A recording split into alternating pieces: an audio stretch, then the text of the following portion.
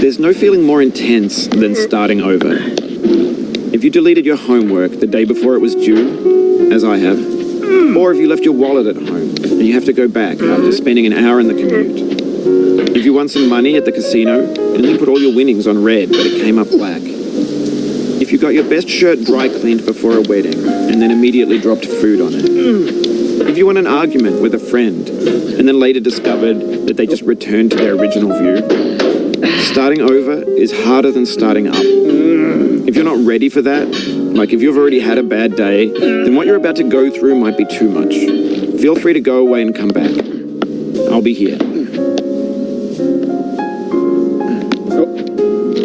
Alright, thanks for coming with me on this trip. I'll understand if you have to take a break at any point. Just find a safe place to stop and quit the game. And don't worry, I'll save your progress, always, even your mistakes. This game is a homage to a free game that came out in 2002, titled Sexy Hiking. The author of that game was Jazuo, a mysterious Czech designer who was known at the time as the father of B games. And B games are rough assemblages of found objects.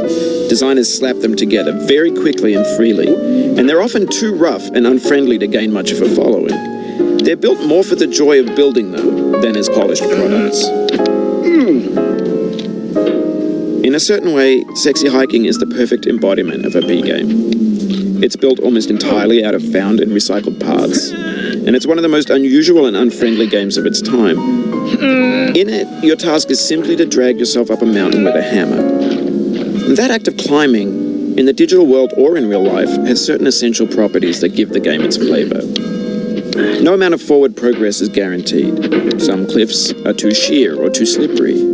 And the player is constantly, unremittingly in danger of falling and losing everything. Anyway, when you start Sexy Hiking, you're standing next to this dead tree that blocks the way to the entire rest of the game. It might take you an hour to get over that tree, and a lot of people never got past it. You prod and you poke at it, exploring the limits of your reach and your strength, trying to find a way up and over. And there's a sense of truth in that lack of compromise. Most obstacles in video game worlds are fake. You can be completely confident in your ability to get through them once you have the correct method or the correct equipment or just by spending enough time. In that sense, every pixelated obstacle in Sexy Hiking is real. The obstacles in Sexy Hiking are unyielding, and that makes the game uniquely frustrating. But I'm not sure Jazuo intended to make a frustrating game. The frustration is just essential to the act of climbing, and it's authentic to the process of building a game about climbing. A funny thing happened to me as I was building this mountain. I'd have an idea for a new obstacle, and I'd build it, test it, and it would usually turn out to be unreasonably hard. But I couldn't bring myself to make it easier. It already felt like my inability to get past the new obstacle was my fault as a player rather than as a builder. Imaginary mountains build themselves from our efforts to climb them, and it's our repeated attempts to reach the summit that turns those mountains into something real.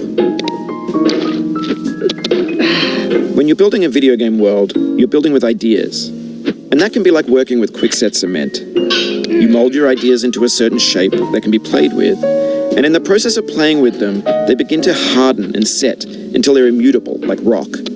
And at that point, you can't change the world, not without breaking it into pieces and starting fresh with new ideas. For years now, people have been predicting that games would soon be made out of prefabricated objects, bought in a store and assembled into a world. And for the most part, that hasn't happened, because the objects in the stores are trash. I don't mean they look bad or that they're badly made, although a lot of them are. I mean they're trash in the way that food becomes trash as soon as you put it in the sink. Things are made to be consumed and used in a certain context, and once the moment is gone, they transform into garbage. In the context of technology, those moments pass by in seconds.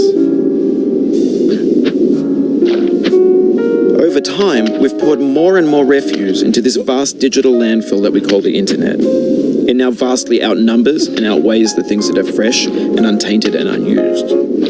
When everything around us is cultural trash, trash becomes the new medium, the lingua franca of the digital age. And you can build culture out of trash, but only trash culture. B games, B movies, B music, B philosophy.